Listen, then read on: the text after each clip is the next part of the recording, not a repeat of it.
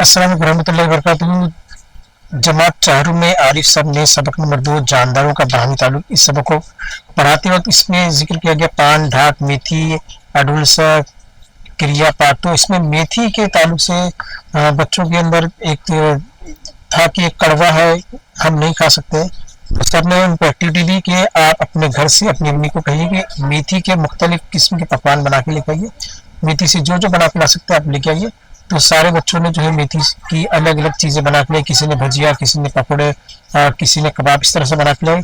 और इनके अंदर इस एक्टिविटी से बहुत अच्छा जज्बा पैदा हुआ। मेथी से चिढ़ने वाले बच्चे मेथी की बनी हुई चीज़ों को अलग अलग तरीके से खाने लगे। तो इस तरह से एक्टिविटी कराने से बच्चों को मेथी के फायदे मालूम पड़े, और जो उनको एक वहम था कि हम ये नहीं खा सकते मज़े लेके खाने के लिए, तो रिसेस में इन्होंने खूब इंजॉय किया और मेथी को हंसते खेलते खाए। आप भी ऐसी एक्टिविटी कीजिए, बच्चों में शौक पैदा कीजिए।